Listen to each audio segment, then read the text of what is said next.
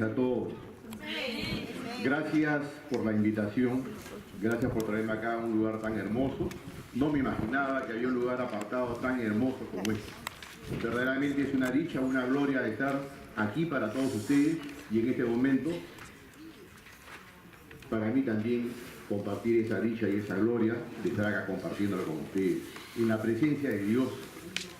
Porque está escrito que donde hay dos o más personas reunidas en el nombre de Dios, ahí está presente Dios. Y Dios está acá con toda seguridad. No me imaginaba yo este tipo de evento, me imaginaba otro escenario, de tal manera que tengo una complicación enorme para decirles, para saber qué cosa es lo que tengo que decirles, porque yo traía un discurso de otra naturaleza, yo traía un tema que tenía que ver con la ideología de género, pero de un índole más académico. Entonces tengo que mencionar, tengo que referirme a ese tema, extraída más bien de pasajes de la Biblia. Hermanos, el homosexualismo existió siempre, y lo conocen ustedes por sus estudios de la Biblia. Lo vieron en Sodoma y Gomorra, donde ya existía, desde antes de la aparición del pueblo hebreo, y aún después, cuando ya existía el pueblo hebreo, toda la tribu de los benjaminitas se convirtieron a la perversión sexual, al homosexualismo. Y tan es así que acosaron a uno de los hijos de Israel, lo acosaron con intenciones de someterlos a este tipo de prácticas. Y con su mujer consiguieron hacerlo. Y este hombre llevó a su mujer con esa pesadumbre por todos los pueblos de Israel para transmitir el dolor de que su mujer había sido sodomizada por estos hijos de Israel, los benjaminitas. Las 11 tribus restantes de Israel vinieron hacia estos y los exterminaron, acabaron con ellos. Y solamente 400 sobrevivieron, solamente 400. Estos 400, dice la Biblia, se refugiaron en el monte. Y se me ocurre mencionarlo porque justamente este es el monte de oración. Y si nosotros revisamos nuestra Biblia, encontramos que en muchos pasajes de la Biblia, el monte resulta un lugar de refugio, un lugar donde nos encontramos con Dios, donde nos encontramos con su palabra. Cuando David huía del rey Saúl, que lo perseguía injustamente, también se refugió en el monte. El monte es un lugar sagrado cuando es un lugar de oración. En el fondo no es un lugar físico, sino es un lugar espiritual. Es un lugar de oración. Nuestro monte puede estar en nuestra sala, puede estar en nuestra cocina, puede estar en el comedor de nuestra casa, pero es el lugar sagrado que nosotros hemos destinado para la oración. Es un lugar de refugio. Y qué hermoso lugar de refugio que es el que tienen ustedes. Esos 400 varones del pueblo de Benjamín que lograron sobrevivir eran hombres de Dios. No sobrevivieron porque los demás habitantes los perdonaron, porque las otras 11 tribus los perdonaron, a pesar de ser malos, a pesar de ser pervertidos. No, los perdonaron porque eran hombres de fe, porque eran hombres de oración, porque eran buenos hombres, porque en medio de toda esa sociedad que había en esa tribu de los benjaminitas en ese momento, habían 400 hombres que eran de oración, y como se refugiaron en oración, que es el monte que tenemos cada uno de nosotros, entonces estuvieron a salvo. Y los demás, sus demás hermanos, los demás miembros de las otras tribus, reconocieron que eran hombres de fe, reconocieron que eran hijos de Dios, que eran hombres de oración, y por eso se salvaron. Los demás perecieron. Entonces el homosexualismo existió siempre. El homosexualismo persigue al ser humano. Y lo persigue porque en el fondo es una persecución espiritual. En el fondo es el demonio el que está haciendo ese tipo de práctica, ese tipo de actividad, porque quiere la destrucción del hombre, porque no quiere que el hombre sea salvo. Solo algunos se salvarán de la persecución del maligno, los que se refugien en el monte, en la oración, en la fe de Dios. Hermanos, pasando por la historia, nosotros encontramos repetidos momentos en los que se han dado este tipo de prácticas vinculadas a la homosexualidad. Lo encontramos en Grecia. En Grecia ya había una filosofía de Epicuro en el siglo V antes de Jesucristo.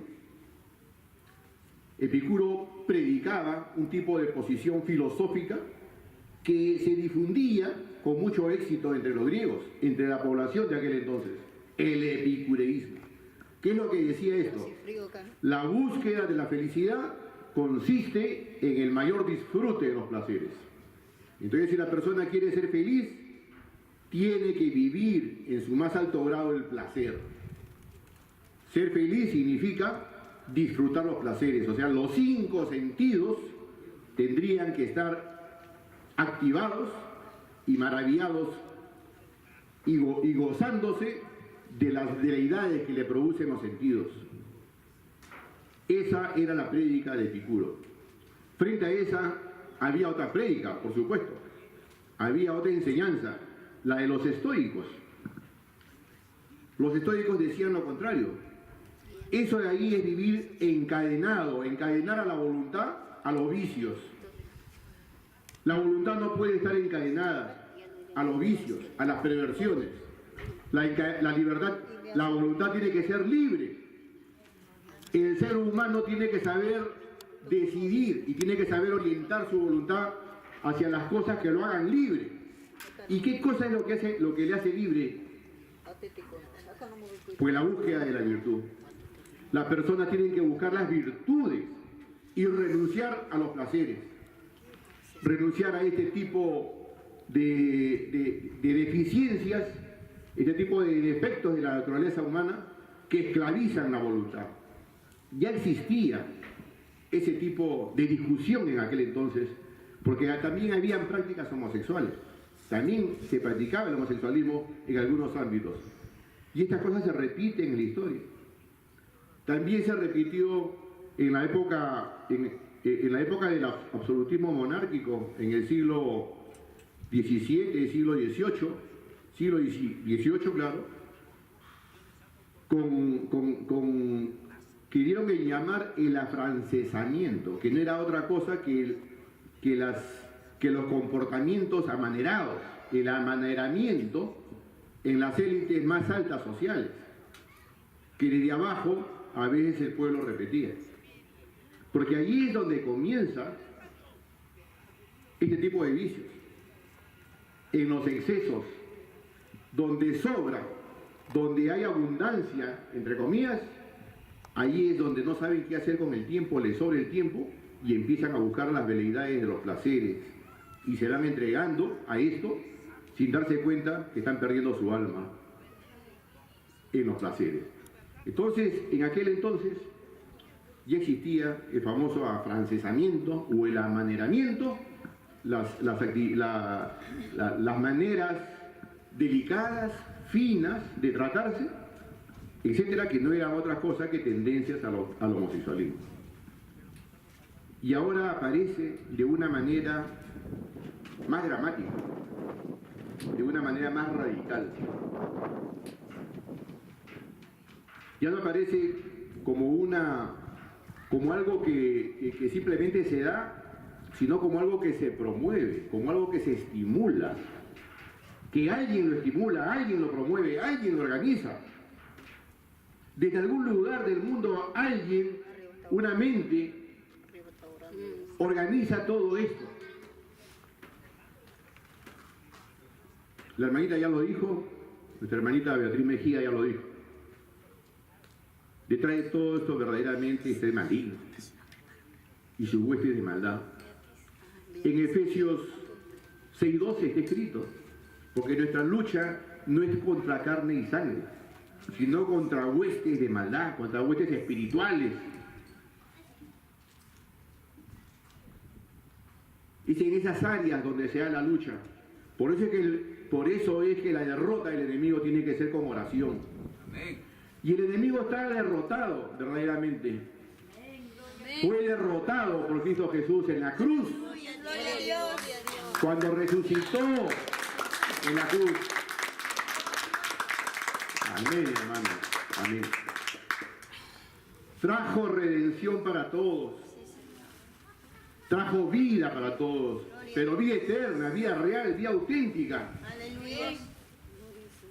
Porque si bien es cierto, cuando Jesús dijo, cuando el rico le preguntó qué debo hacer para entrar al reino de los cielos, y después de hablarle la parábola del ojo de la aguja y el camello que ustedes conocen, le dijo que debe cargar su cruz y seguirlo. Pues la cruz significa muerte. Y nosotros no debemos quedarnos con la cruz sobre nuestros hombros. Porque una vez que carguemos nuestra cruz, que significa la muerte de nuestros pecados, que significa la muerte de nuestros vicios, en ese momento después viene la redención, viene la resurrección. Y de la cruz nosotros avanzamos hacia Pentecostés, que es el descenso del Espíritu hacia nosotros. Y de ahí avanzamos hacia la resurrección. Y nosotros vivimos en resurrección. Vivimos en la vida que Jesús ya consiguió para nosotros. Aleluya, hermano. Gloria. Entonces, cargamos nuestra cruz, es verdad, pero para ser salvos. Y una vez que somos salvos, ya estamos en el camino de la vida. Porque pasamos nuestro desierto, como lo vivió el mismo Jacob, que tuvo que huir de la casa de su padre para refugiarse en la casa de su tío, y tuvo que trabajar para su tío 14 años, huyendo del temor que le tenía a Esaú, su hermano, a quien le robó la primogenitura. Porque Jacob era taimado, porque Jacob tenía un corazón malo, porque Jacob era engañador, mentiroso. Tuvo que vivir su desierto, soportando la tiranía de su tío. Y después de 14 años decidió regresar. Después de 14 años aprendió su lección, cambió, vivió su desierto y también pidió al Dios de su padre. Clamó y fue escuchado. Y vino de regreso a buscar a su padre nuevamente, a su tierra. Y en el camino tuvo temor. Ustedes saben eso, la historia la conocen. En el camino tuvo miedo de Esaú, que Esaú podía vengarse, que Esaú podía hacerle algo por lo que él había hecho con Esaú al robarle la primogenitura. Y en el camino dice la palabra que Jacob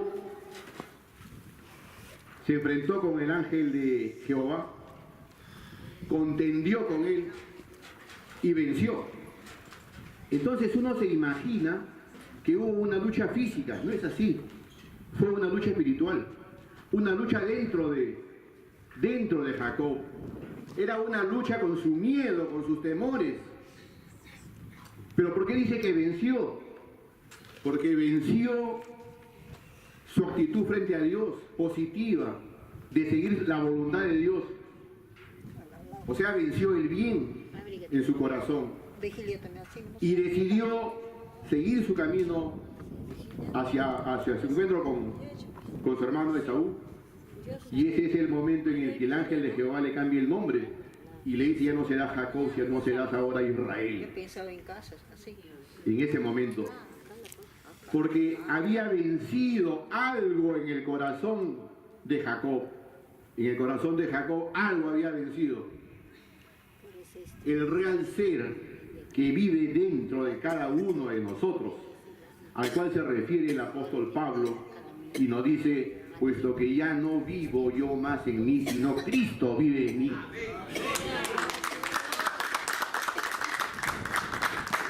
Amén, hermano. Y ese real ser interior que moraba en Jacob, ese fue el que venció. Y a partir de ese momento ya no se llamó Jacob, sino su nombre fue cambiado por el de Israel. Pero aún con todo, tenía miedo. Y aún con todo, le pidió a sus esposas que se queden con sus hijos detrás. Y él mandó por delante caravanas con camellos y con regalos para dárselo a Esaú, que sabía que venía desde lejos a su encuentro. Y Esaú venía con 400 hombres. Venía con 400 hombres. Y la Biblia dice 400. Venía con 400 hombres.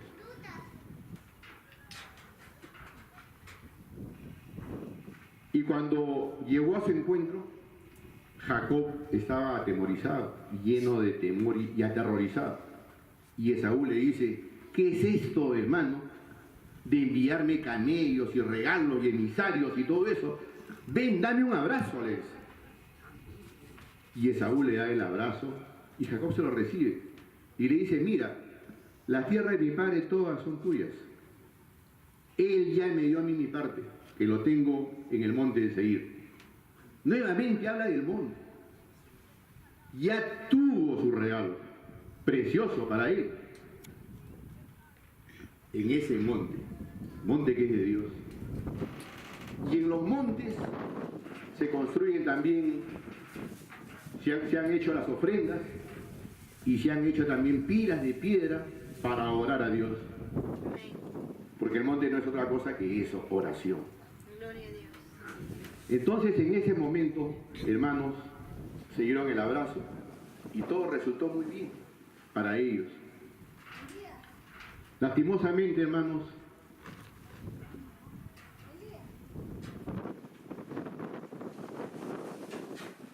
hay numerosos grupos a los cuales no les ha llegado el mensaje de la palabra. Y no lo conocen, y no conocen las maravillas que hay en la Biblia, que nos enseñan estos hermosos pasajes que les he mencionado. Y son estas personas extraviadas que necesitan guía, que necesitan consejo. Siempre existió homosexualismo, y ahora aparece el homosexualismo ya no como una aparición natural, sino organizado. Son empresas las que promueven el homosexualismo. Son empresas que financian el homosexualismo. Son empresas que financian esas ideologías de género. Utilizan al homosexualismo y les hacen creer que están defendiendo sus derechos. Mentira. Esas empresas lo hacen porque detrás de ellas hay personas que tienen este tipo, que tienen objetivos inconfesables de control del mundo. ¿Y para qué quieren controlar el mundo? ¿Cuál es el objetivo de controlar económica y políticamente el mundo? Pues algo debe haber de espiritual en todo esto, porque no es posible que una persona, que un grupo de personas pueda tener tanto odio a la sociedad para no importarle destruirla con tal de enriquecerse y con tal de tener el poder y el control del mundo. Esto es algo satánico, evidentemente. Pero ¿cómo es posible compañías tan renombradas como la Coca-Cola, por ejemplo, como la empresa telefónica de Estados Unidos, la ITT, el mismo Starbucks que produce café, la misma empresa Nike que hace zapatillas y otras empresas grandes, transnacionales como estas, que figuran en impresos que ustedes pueden ver en internet, fácilmente ingresando a internet ven cuáles son ese listado de empresas que son las que financian este tipo de objetivos. Detrás de esas empresas hay hombres, hay personas, y son unos pocos, son solamente familias, grupos escasos de familias, las que tienen ese objetivo. Detrás de eso hay algo espiritual, con toda seguridad. Pero ellos financian, y financian ONGs, y financian partidos, y colocan presidentes en los gobiernos para el logro de sus objetivos. Nosotros tenemos que saber que esto no es cuestión de un joven que está desviado, que está equivocado. Esta es una promoción que se hace incluso a través de la televisión. La televisión no difunde las marchas que se hacen en contra de esta ideología LGTB. La prensa no lo difunde. El gobierno cierra los oídos ante este clamor del pueblo que está en contra. ¿Por qué todo eso? ¿Qué es lo que ocurre? ¿Qué es lo que pasa? Simplemente estos gobiernos están al servicio de estos intereses, de ese grupo de personas, de ese grupo de poder económico. Entonces ustedes dirán, ¿y ese grupo de poder económico quiénes son? ¿Estados Unidos? ¿Es Europa? ¿Es Inglaterra? ¿Es algún país? Esos mismos pueblos, en esos mismos pueblos se ha impuesto esta ideología de género. En esos mismos pueblos, entidades, estas empresas que he mencionado y una relación más larga de empresas, son las que han financiado ONGs y movimientos así de este tipo para que ahí también se difunda la ideología de género. O sea, también su pueblo de ellos está sufriendo. No es Estados Unidos que nos quiere avasallar, no es Inglaterra, no es Alemania, no es Francia. Su mismo pueblo está sufriendo este tipo de avasallamiento, este tipo de ataque. Son las élites de gobierno, élites económicas, élites de poder político, las que tejen esto. Y detrás de esto, como les decía, hay poderes espirituales que se mueven. Porque esta es destrucción del hombre. Está escrito en nuestra palabra, en el Génesis, creced y multiplicaos. ¿Puede multiplicarse acaso dos mujeres que se junten? ¿O dos hombres que se junten?